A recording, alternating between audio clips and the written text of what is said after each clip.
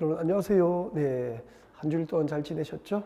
자, 오늘은 우리 건물공법의 두 번째 법률입니다. 우리 지난주에 그 건물공법의 기본이 되는 건축법을 공부를 하셨죠? 네.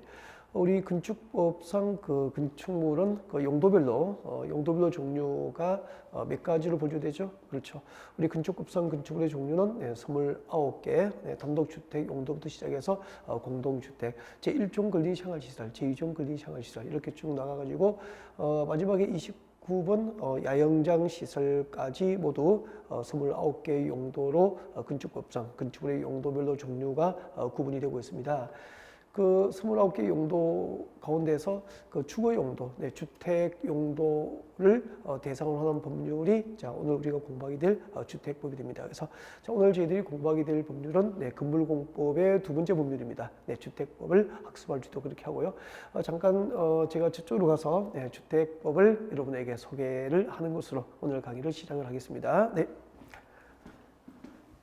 자, 오늘 우리가 공부할 법률은 건물공법의 두 번째 법률이죠. 네, 지난주에 건축법을 학습했고요. 자, 이번 주는 이제 주택법에 대해서 학습을 할 수 있도록 그렇게 준비를 하겠습니다. 네, 주택법을 공부할 텐데 이 주택법은 그 지난주에 공부했던 건축법과 마찬가지로 출제 문항수 모두 7문제가 주택법에서 출제가 이루어지게 되고요. 자, 7문제가 출제되는데 두 문제 정도는 난이도가 높거나 다소 지엽적이라서 수험생이 해결하기 다소 좀 어렵게 느껴질지 몰라도 한 4문제 내지 5문제는 작은 그 노력 준비만으로도 쉽게 좀 득점을 할 수 있는 법이 주택법이 아닌가. 그래서 건축법과 아울러 마찬가지로 우리 주택법도 전략하고 그렇게 쉽게 좀 받아들였으면 좋겠고요.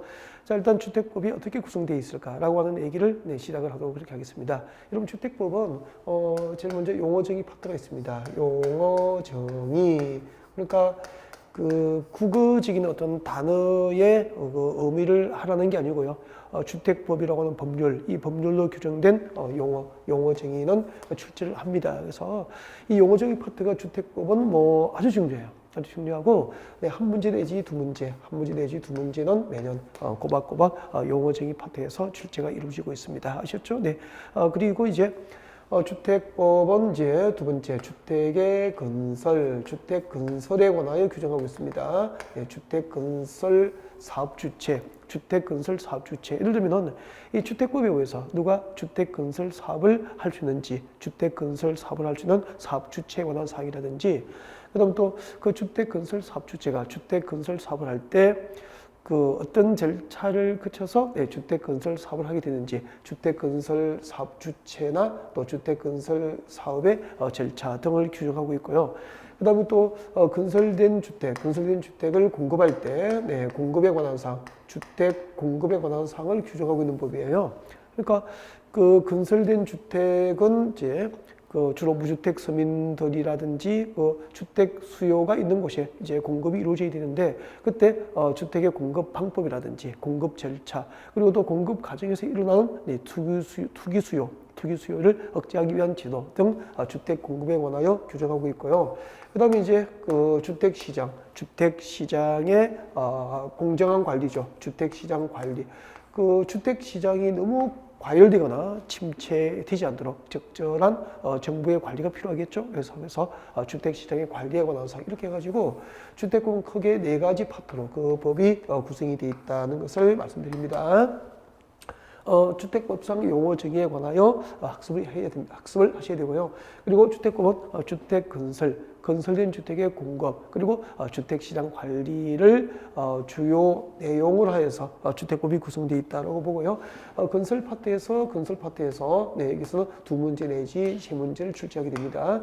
또 공급 파트도 보통 보면은 2문제 내지 3문항 정도 출제가 이루어지고요.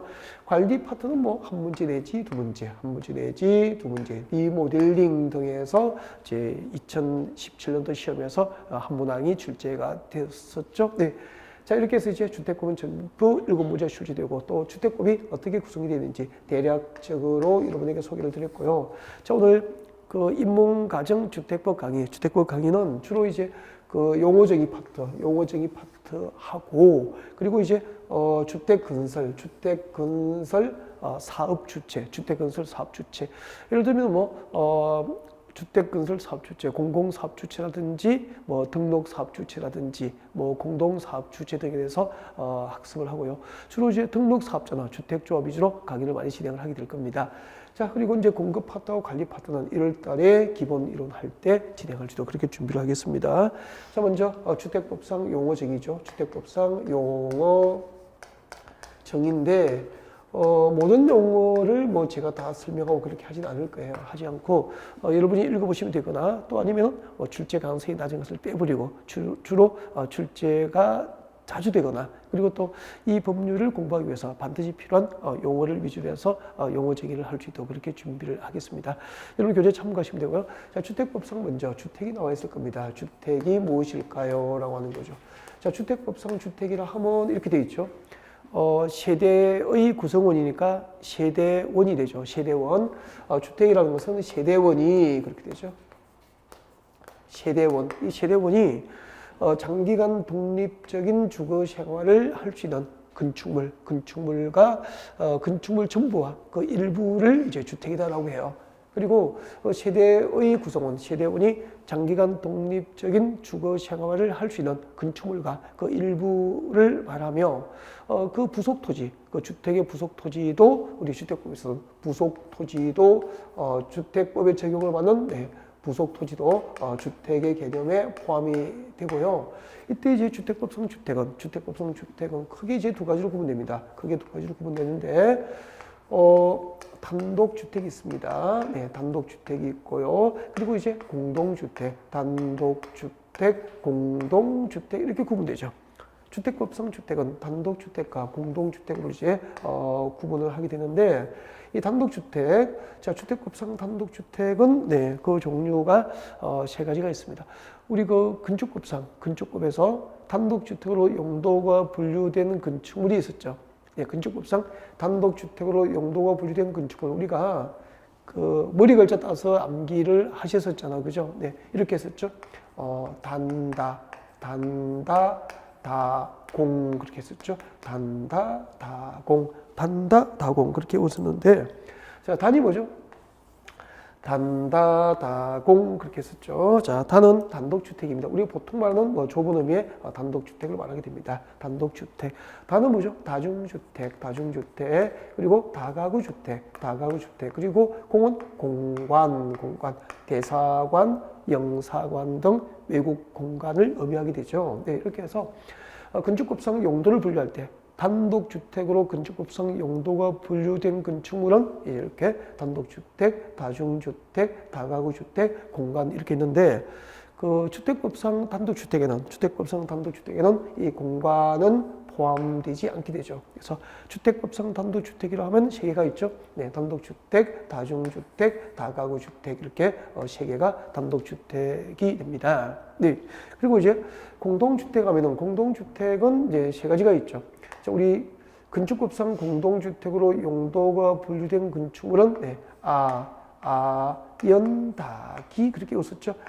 연다기 그렇게 해가지고 아파트죠. 네, 아파트, 연립, 다세대, 기숙사 그렇게 됐었죠. 네,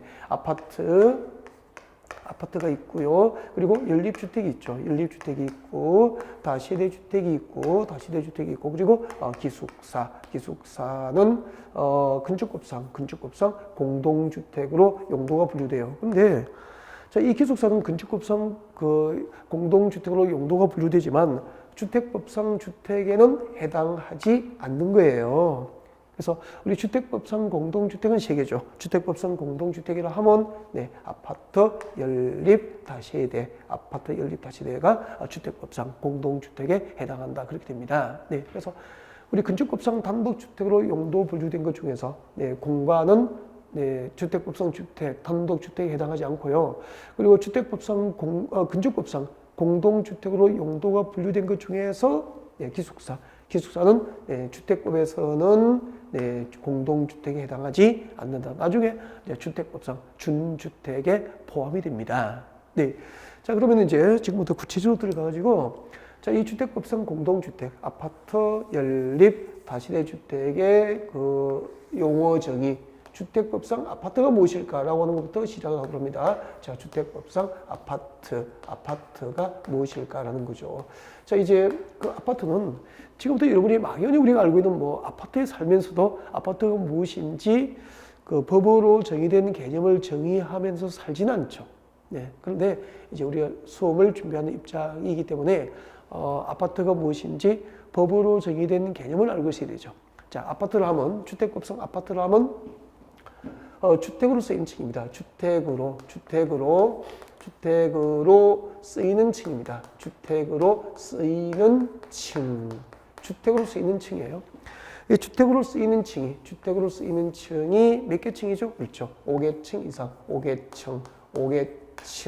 5개층 이상인 주택은 아파트가 되는 거죠. 그래서 주택법상 아파트가 되기 위해서는 두 가지 요건을 갖춰야 됩니다.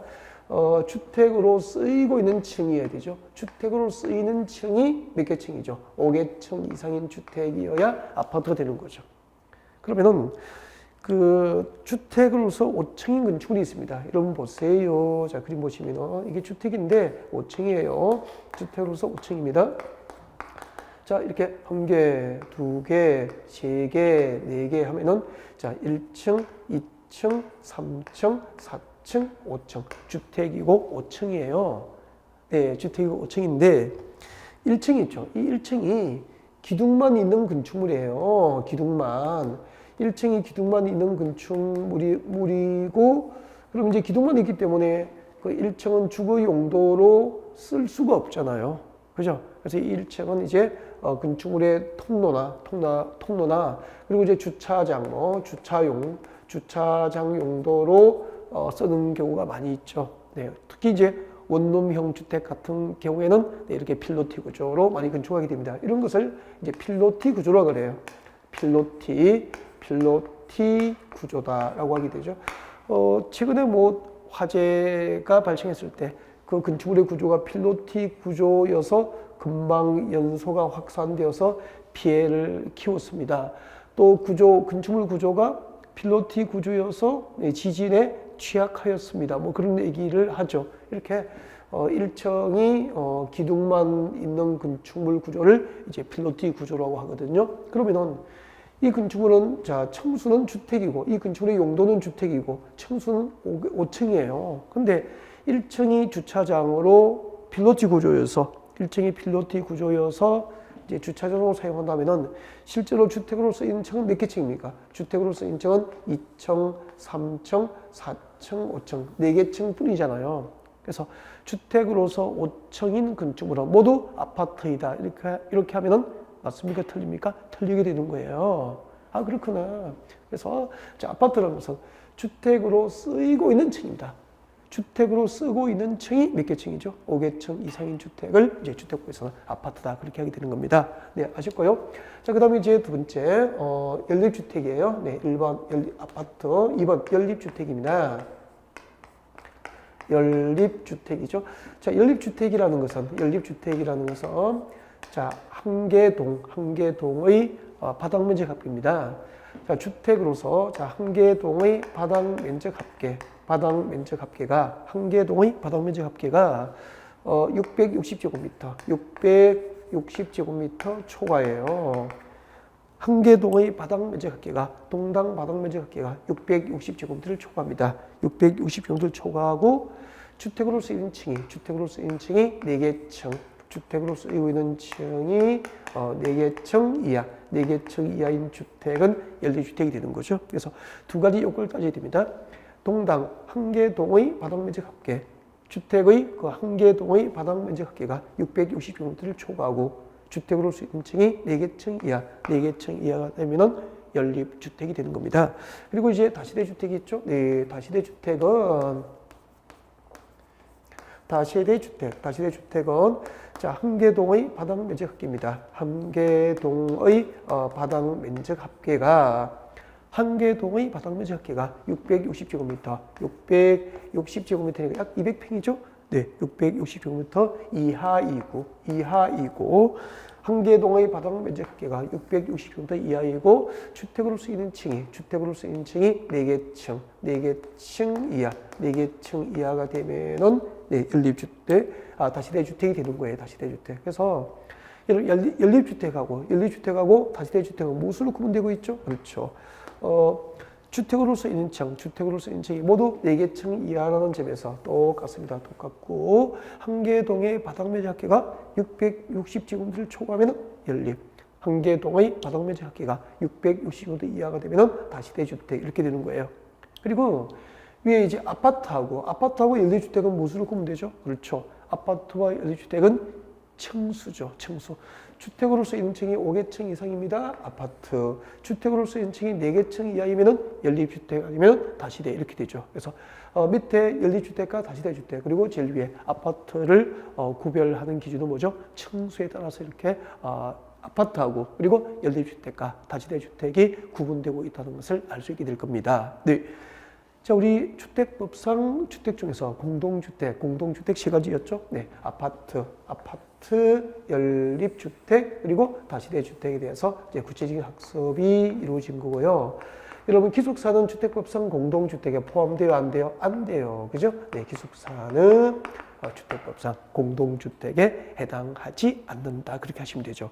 자, 그리고 이제 그 밑에 보면은 국민주택 개념이 나와 있을 거예요. 네, 주택법상 국민주택이 무엇일까요? 라고 하는 거죠.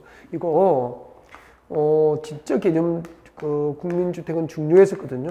국민주택 이거 시험에 진짜 자주 나왔었는데 그 도시형 생활주택 잠시 뒤에 여러분이 공부하시게 될 거예요. 그 주택법상 도시형 생활주택하고 그리고 이제 준주택 그리고 세대 구분형 공동주택 이런 새로운 그 용어들이 신설되면서 이제 한참 출제가 못 됐었죠. 네, 그러다가 그 국민주택이 와신상담 그 2016년도 있죠. 2016년도에 그 국민주택의 개념이 이제 개정이 됩니다. 개정돼 가지고 이 국민주택이 2018년 여러분의 그 공인중개사 시험에서는 출제 가능성이 어느 해보다 좀 높아졌다 그렇게 볼 수 있습니다. 그래서 국민주택은 별표를 하나 하셨으면 좋겠고요. 국민주택이 무엇인지 주택법으로 정의된 개념 그대로 이제 법률로 정의된 개념 그대로 여러분이 이제 암기를 좀 이해도 하고 숙지를 좀 하셔야 돼요. 아셨죠? 네. 자, 그래서 여러분 교재 잠깐 봐드릴까요? 네. 국민주택이라 하면 자, 여러분 교재 같이 봅니다. 자, 232페이지 참고하시면 되고요. 자, 국민주택이란 자, 다음 강목 밑에 가하고 나를 의미하게 됩니다. 다음 강목의 어느 한 개에 해당하는 주택으로서 가와 나 중 한 개에 해당하는 주택으로서 밑줄 그십시오. 국민주택 규모 이하, 국민주택 규모 이하인 주택 줄 거면 되죠. 네, 국민주택 규모 이하인 주택을 국민주택이다라고 하게 됩니다. 가와 나 중 하나에 해당하는 주택으로서 국민주택 규모 이하이면은 그것을 우리 주택법에서는 국민주택이다라고 하게 되죠. 자, 가번을 같이 봅니다. 가번. 자, 국가, 지방자치단체, 그리고 한국토지주택공사법상 설립된 한국토지주택공사, 국가, 지방자치단체, 한국토지주택공사, 그리고 지방공개법상 주택사업을 목적으로 설립된 지방공사. 이렇게 하면 몇 개죠? 4개가 돼요, 4개. 네, 국가. 자, 첫 번째, 국가 등이죠. 자, 국가나 지방자치단체, 그리고 한국토지주택공사, 지방공개업법상 설립된 지방공사 등 국가 등이 건설하는 국가 등 공공사업주체라고 합니다. 그러니까 국가, 지방자치단체, 한국토지주택공사, 지방공사를 공공사업주체라고 그래요. 이꼴 공공사업주체라고 합니다. 공공사업주체라고 해요. 자, 이렇게 국가나 지방자치단체 등 공공사업주체가 건설하는 주택이죠. 이게 가번이에요. 국가 등 공공사업주체가 건설하는 주택이거나 자, 그리고 이제 나번이죠. 나번은 자, 국가나 지방자치단체의 재정 동그라미 합니다. 국가나 지방자치단체의 재정이죠, 재정 동그라미 합니다. 재정 동그라미 또는 자, 주택도시기금법상 동그라미 하십시오. 주택도시기금, 주택도시기금을 동그라미 합니다. 자, 주택도시기금. 자, 재정 또는 주택도시기금으로부터 자금 지원을 받아 건설 개량되는 주택이에요. 주택 이렇게 되죠. 국가 등 공공사업주체가 건설한 주택, 그리고 국가나 지방자치단체의 재정이나 주택도시기금의 자금 지원을 받아 건설 개량된 주택 중에서 이 주택 중에서 어디에 해당해야 되죠? 그렇죠. 국민주택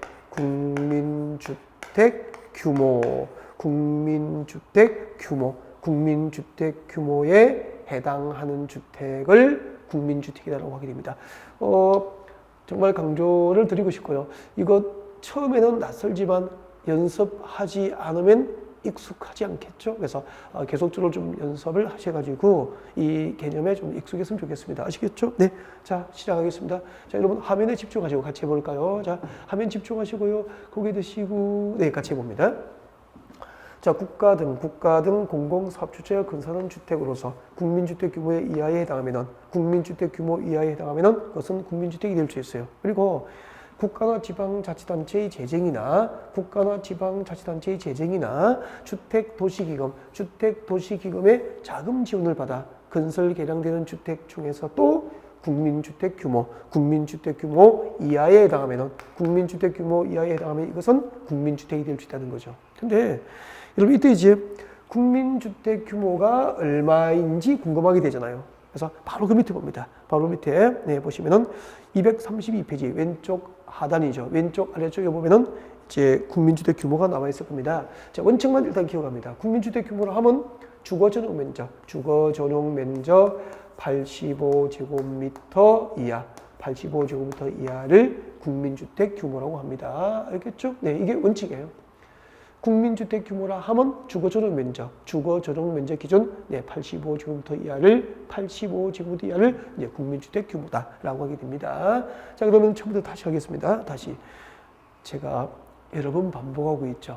네, 입문 과정이기 때문에 자, 국민주택이라면 국가 등 공공사업주체가 건설하는 주택, 그리고 국가나 자치단체의 재정 또는 주택도시기금의 자금 지원을 받아 건설 개량되는 주택으로서 국민주택 규모 이하에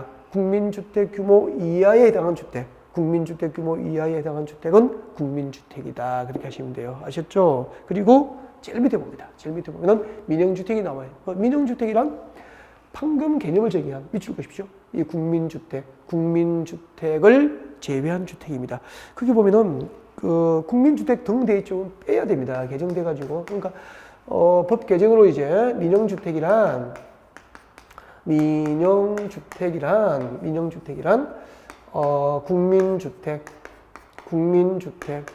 국민주택 거기 보니까 등 돼 있죠. 등 빼야 됩니다. 국민주택을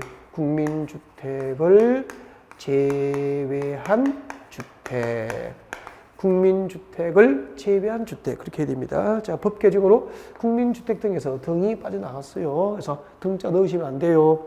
국민주택을 제외한 주택은 민영주택이 되는 겁니다. 그럼 이제 시험이 이렇게 나오죠. 네, 잘 듣고 O와 X로 답을 해봅니다. 저를 보시죠. 저 눈 보세요. 눈 보시고 국민주택 등을 제외한 주택은 민영주택이다. O 몇 개 씁니까? X. 등자가 들어갔잖아요. 이거 빼야 된다니까. 국민주택 등이 아니고 국민주택을 제외한 주택은 민영주택이다. 그렇게 돼요. 네, 다시 할게요. 주택법상 민간건설사업주체가 건설 공급하는 주택은 민영주택이다. O일까요? X일까요? X예요.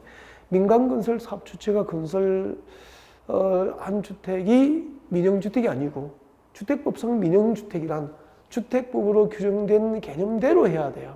국민주택을 제외한 주택을 민영주택이다. 그렇게 하게 되는 겁니다. 네. 자, 우리는 지금 주택법상 용어 정의에서 주택에 대한 용어들을 지금 학습을 구체적으로 하고 있죠. 네. 자, 그리고 이제 오른쪽에 보시면은 뭐 공공택지도 나와 있고 또 주택단지도 나와 있고 그리고 사업주체, 주택조합, 입주자, 사용자 등이 나와 있는데 여러분 참고하시고요. 그 3번의 사업주체하고 3번의 사업주체하고 4번의 주택조합은 두 번째 시간에 아주 상세하게 자세하게 여러분과 같이 학습을 하게 될 겁니다. 네, 그래서 3번의 사업주체하고 4번의 주택조합은 별표만 해둡니다. 별표해두고 책자를 넘길까요? 넘겨가지고 8번 봅니다. 8번에 리모델링이 나와 있을 겁니다. 자, 주택법상 리모델링을 학습합니다. 자, 주택법상 용어 정의에서 리모델링 주택법상 리모델링의 개념이 세 가지가 있습니다. 주택법상 리모델링 방법 몇 가지가 있다? 세 가지. 주택법상 리모델링 방법이 세 가지 있는데, 자, 이렇게 입문 과정에서 그 처음으로 학습할 때, 처음으로 공부할 때는 그 리모델링이 무엇이 있습니까? 라고 이렇게 세 가지를 말할 수 있으면 좋겠습니다. 알겠죠? 네. 주택법상 리모델링에는 첫 번째, 자, 여러분 교재 보시면 되죠. 자, 리모델링에는 자, 세 가지 방법의 리모델링이 있는데, 첫 번째 대수선하는 방법으로 리모델링을 할 수 있게 됩니다. 대수선 리모델링이 있다. 이렇게 오십시오. 주택법상 리모델링에는 첫 번째 대수선 리모델링이 있다. 리모델링이죠. 대수선하는 방법으로 리모델링 할 수 있게 됩니다. 여러분 그 대수선 있죠. 이 대수선은 낯설진 않죠. 그 지난주 건축법 시간에 그 건축주가 건축물 수선을 이제 하게 될 때 그 일반적인 건축물 수선은 건축법 적용을 받아요, 안 받아요? 안 받아요. 이제 건축주가 건축물을 이제 일반적으로 수선할 경우에는 건축법 적용을 받지 않지만 큰 대자입니다. 크게 건축물을 수선하면은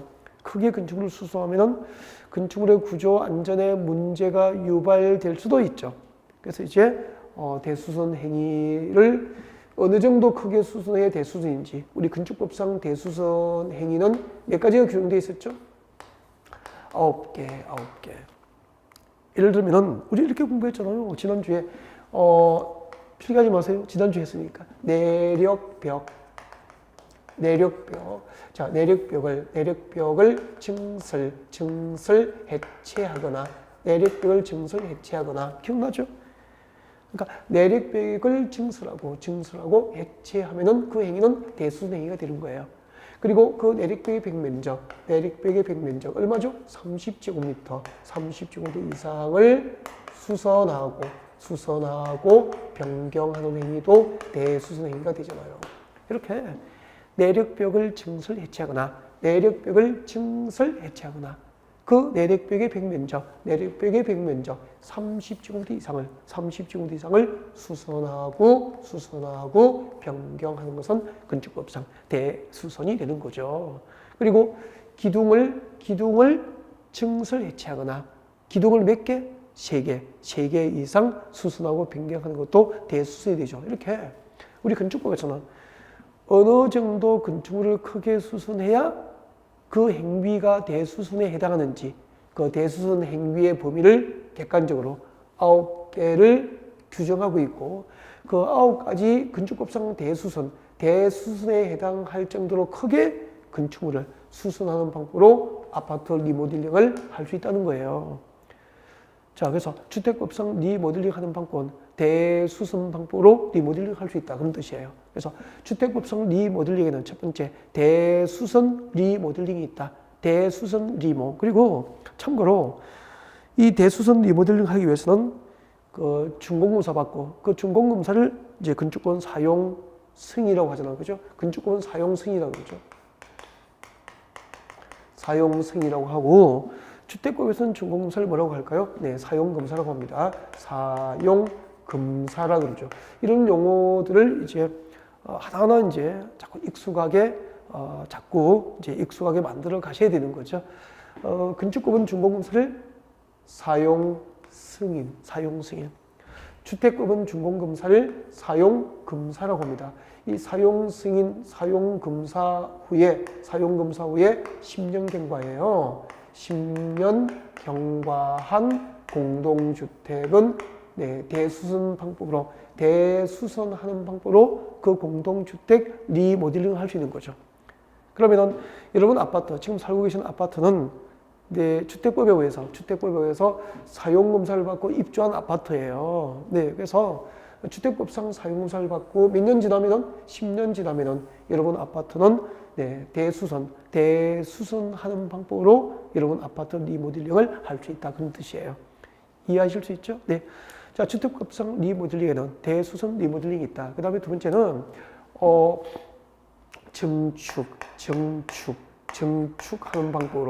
증축하는 방법으로 리모델링 할 수 있게 됩니다. 증축 리모델링이 있다. 대수선하는 방법으로 공동주택 리모델링 할 수 있고요. 그 다음에 증축하는 방법으로 공동주택 리모델링을 할 수 있는 거죠. 그래서 크게 구분하면 두 가지예요.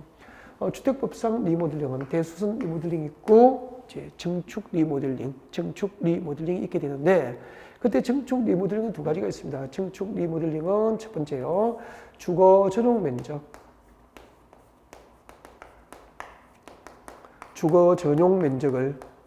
주거 전용 면적을 30% 이하까지 주거 전용 면적 리모델링 과정에서 주거 전용 면적을 30% 이하니까 30%까지 포함되잖아요. 30% 이하까지 이제 주거 전용 면적 30% 이하까지 증축하는 방법으로 아파트 리모델링 할 수 있는 거죠. 그러면은 그 아파트 공동주택 리모델링 하는 과정에서 주거 전용 면적이 최대 30%까지 증축이 가능하잖아요. 그래서 우리 33평, 34평 아파트가 리모델링이 끝나면은 주거 전용 면적 30%까지 증축이 가능해지기 때문에 최대 증축을 한다면은 이제 40평대 초반, 41평이나 41평, 그리고 42평짜리 이제 아파트가 되는 거예요. 리모델링 끝나고 나면은. 그러면은 리모델링 부담금을 1억 정도 부담하더라도 주거 전용 면적 33평, 4평이 40평대 초반이 되니까 그만큼 아파트는 새 것이니까 값이 리모델링 끝나면은 새 아파트로 바뀌었기 때문에 아파트 값이 올라가고 또 30평대가 40평대 초반이 됐으니까 아파트 값이 올라가니까 리모델링 부담금을 조합원이 1억씩 부담하더라도 경제적으로 이익이 되잖아요. 그죠? 집은 리모델링으로 새집되었지. 주거 전용 면적이 증가돼서 또 평수는 커졌지. 그렇게 되니까. 주거 전용 면적을 30%까지 증축하는 방법으로 아파트 리모델링 허용되고 있고요. 그리고 최근에 도입된 거예요. 오래되지 않았는데 세대수를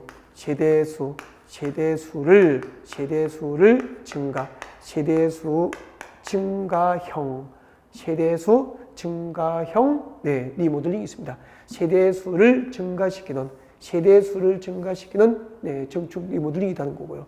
그때 세대수 증가는 기존 아파트 세대수 100분의 15 이내에서 세대수를 증가할 수 있죠. 그러니까 100분의 15 이내니까 100세대당 세대수를 15세대까지 이렇게 세대수를 늘려드리는 방법으로 리모델링이 이루어지는 거죠. 그래서 증축 리모델링은 몇 가지가 있죠? 두 가지가 있습니다. 주거 전용 면적을 증축할 수도 있고, 그리고 세대수를 이제 증가시키는 방법으로 아파트 세대수를 늘려주는 방법으로 증축하는 리모델링이 있다. 그때 세대수 증가형 리모델링은 기존 세대수 100분의 15% 이내에서 세대수를 이제 늘려줄 수 있다는 거죠. 100세대당 15세대까지 세대수를 늘려주는 방법으로 리모델링이 이루어지게 됩니다. 그때 이제 세대수를 늘리는 방법이 있어요. 이 세대수 증가형 리모델링은 곧 이제 수직 증축이죠. 수직 증축을 통해서 이제 세대수를 늘리게 돼요. 수직 증축을 통해서. 예를 들면은 여러분 아파트 있겠습니다. 여러분 아파트고요. 여러분 아파트가 있겠습니다. 자, 이렇게 아파트가 있으면은 이 아파트가 20층이에요. 20층 아파트라고. 20층 아파트면은 자, 기존 아파트의 층수가 15층 이상이죠. 이렇게 기존 아파트의 층수가 15층 이상이면은 위에다가 이렇게 3개 층까지 1개, 2개 이렇게 해서 1층, 2층, 3개 층까지 수직 증축이 허용돼요. 그러면은 자, 양쪽에 세대가 있으니까 하나, 둘, 셋, 넷, 다섯, 여섯 개의 세대가 늘어날 수 있잖아요. 그러면은 이 6개 아파트, 이 늘어난 세대수 6세대를 이제 파는 거예요. 조합해서 팔아가지고 리모델링, 여기에 기존 조합원 아파트 밑에 20층까지 조합원 아파트가 있잖아요. 이 조합원 아파트의 리모델링 비용으로 이렇게 사용하는 거예요. 그러면은 이 조합원들의 리모델링 부담금은 늘어납니까? 줄어듭니까? 줄어들 수 있죠. 이렇게 해서 수직 증축을 허용하는 방법으로 이제 리모델링이 이제 허용이 된 거예요. 그렇게 오래되지 않았고요.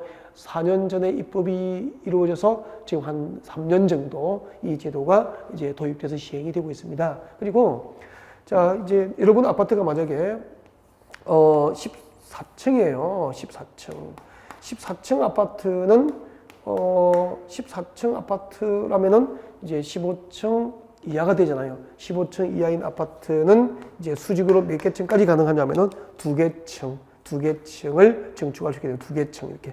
한 개 층, 두 개 층 이렇게 되는 거죠. 네. 이렇게 해가지고 수직 증축은 이렇게 됩니다. 기존 아파트의 층수가 15층 이상, 기존 아파트의 층수가 15층 이상이면 기존 아파트의 층수가 15층 이상이면 수직으로 몇 개 층? 3개 층까지 이렇게 증축, 3개 층까지 증축을 허용합니다. 그리고 기존 아파트의 층수가 14층 이하이면 14층 이하이면 네, 몇 개 층이었죠? 금방 두 개 층까지 네, 증축을 허용하는 방법으로 수직 증축이 이루어지게 됩니다. 여러분, 자 이렇게 증축 리모델링 하기 위해서는 네, 아파트 입주하고 즉 건축법에 의해서 사용 승인을 받았거나 주택법에 의해서 사용검사를 받은 날로부터 네, 사용검사를 받고 몇 년 지나야 되냐면은 15년 경과되면은 이렇게 증축 리모델링이 가능하게 되는 겁니다. 여러분, 아파트 입주하고 네, 주택법에 의해서 그 아파트 공동주택 리모델링을 하기 위해서는 최소 몇 년? 10년이죠. 사용 승인이나 건축법상 사용 승인이나 주택법상 사용검사를 받고 10년만 경과하면 대수순하는 방법으로 아파트 리모델링 할 수 있고요. 그리고 사용 승인이나 건축법상 사용 승인, 주택법상 사용검사를 받고 15년이 경과된 아파트는 증축 리모델링을 할 수 있다. 그때 증축 리모델링의 방법은 두 가지가 있죠. 네, 주거저당 면적 30% 이하까지, 주거저당 면적 30% 이하까지 증축하는 방법으로 리모델링 할 수도 있고, 세대수를 수직으로 증축하는 방법으로 수직으로 증축하여서 세대수를 증가시키는 방법으로 리모델링 할 수 있죠. 그때 세대수 증가는 기존 세대수의 100분의 15 이내에서 세대수 증가를 허용하게 되고요. 네, 기존 아파트의 층수가 15층 이상이면 수직으로 3개 층을 증축할 수 있고, 그죠? 그리고 기존 아파트의 층수가 14층 이하이면 네, 2개 층까지 수직으로 네, 층수를 증축하는 방법으로 리모델링이 이루어지게 되는 거죠. 자, 우리 그 주택법상 리모델링에 대해서 제가 상당히 반복적으로 많은 시간을 할애를 하여 네, 설명을 드리고 있습니다. 그만큼 네, 중요하다는 거고요. 이 입문 과정에서 리모델링의 종류에 대한 명확한 개념 이해가 있어야 네, 더 나은 이해로 여러분이 나아갈 수 있게 될 겁니다. 네. 그리고 이제 마지막이죠. 마지막. 자, 주택법상 용어 중에서 마지막이죠. 공구가 있습니다. 공구. 자, 이 공구라는 것은요. 공구라는 것은 그 공동주택 전체 시대수.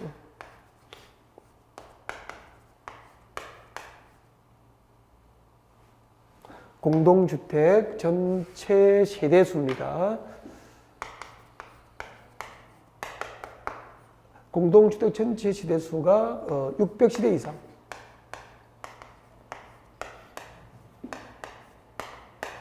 공동주택 전체 세대수가 그 600세대 이상이면 단지 규모가 크죠. 그러니까 이 하나의 주택단지, 네, 하나의 아파트 단지인데 공동주택 건설 시대수가 600세대 이상이에요. 600세대 이상. 그럼 600세대 이상이니까 최소 600세대잖아요. 뭐 1000세대일 수도 있고 1500세대가 될 수도 있잖아. 그러면은 이런 많은 세대 수의 아파트를 건설한다면은 이렇게 많은 수의 아파트를 건설하면은 재원을 한꺼번에 많은 자금을 투입해야 되고, 그리고 건축 자재도 수급을 한꺼번에 많이 해야 되고, 그리고 또 그렇죠. 건설 인력도 한꺼번에 많은 인력을 동원을 해야 되잖아. 그죠? 그래서 효율적으로 주택 건설 사업을 하기 위해서 이 공사 단위를 109, 109, 209 이렇게 구분하는 거예요. 109, 209 이렇게 구분해가지고 이 공구별로 착수신고하고 착공신고, 그리고 이제 준공검사, 사용검사 있죠? 사용검사, 이 착수신고와 사용검사 절차를 각각 별도로 수행할 수 있도록 구분된 공사 단위를 공구라고 하는 거죠. 그래서 누군가가 공구가 뭐죠라고 물으시면은 600세대 이상의 대규모 주택 건설 단지를 대상으로 해서 착수 신고와 사용 검사 절차를 각각 별도로 수행할 수 있도록 공사 단위를 구분한 것을 공구라고 합니다. 그렇게 했으면 좋겠습니다. 꼭 넣어야 될 거. 착수 신고와 사용 검사 절차를 각각 별도로 수행할 수 있도록 구분된 공사 단위예요.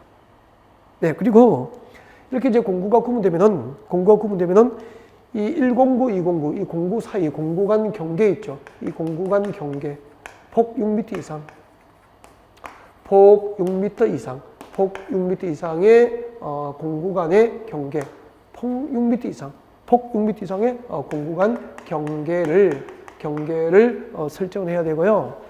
그리고 공구별로 건설할 수 있는 공동주택 시대수는 각각 최소 300세대 이상이에요. 공구별 공동주택 건설 시대수는 300세대 이상, 이쪽에 300세대 이상, 각각이니까 이쪽에도 공동주택 300세대 이상을 반드시 건설해야 됩니다. 그러니까 공구별로 각각 300세대 이상 건설을 해야 되기 때문에 최소 공구를 구분하기 위해서는 전체 시대수는 몇 세대 이상이 되는 겁니까? 600세대 이상이 되어야 공구를 구분할 수 있다, 그렇게 하죠. 여러분, 대규모 주택단지를 대상으로 해서 공사를 효율적으로 하기 위해서 109, 209 이렇게 공구를 구분하고, 그 공구별로 착수 신고와 사용검사 절차를 각각 별도로 수행할 수 있도록 구분된 공사 단위를 공구라고 한다, 그렇게 되는 거죠. 주택법상 용어정의들 하고 있죠. 공구에 대해서 설명했고요. 자, 여러분 교재 한번 읽어드릴까요? 자, 9번 공구를 같이 봅니다. 공구. 하나의 주택단지에서 둘 이상으로 구분되는 1단의 구역으로, 자, 지금부터 밑줄 긋죠? 착공신고 및 사용검사를 별도로 수행할 수 있는 구역을 공구다라고 하게 됩니다. 그리고 아마 용어정의 파트에서 가장 중요한 게 235페이지에 우리가 해야 할 도시형 생활주택이 가장 중요한 것 같습니다. 자, 주택법상 도시형 생활주택이 무엇일까요? 일단 주택법상 도시형 생활주택이 되기 위해서는 세 가지 요건을 갖춰야 됩니다. 세 가지 요건을 갖춰야 되는데, 자, 여러분 교재에 밑줄 긋죠? 300세대 미만 밑줄 긋습니다. 300세대 미만 밑줄 긋시고 동그라미 1번 합니다. 300세대 미만 밑줄 긋시고 동그라미 1번. 그리고 국민주택 규모에 해당해야 됩니다. 국민주택 규모에 해당. 동그라미 2번. 자, 300세대 미만이고 국민주택 규모에 해당해야 되고, 그리고 다음 주택을 말한다고 해가지고 1번 같이 봅니다. 사업계획 승인을 받아 다음 줄 것이죠. 도시지역의 건설 줄 것입니다. 도시지역의 건설 줄 것이고, 도시적 건설을 동그라미 3번 할게요. 그래서 잠깐만요. 자, 주택법상 도시형 생활주택이죠.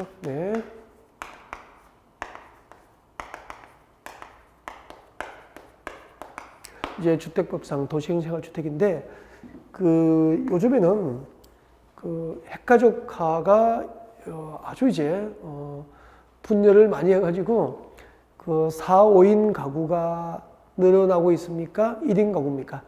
1인 가구나 2인 가구가 아주 뭐 빠른 속도로 늘어나는 추세예요.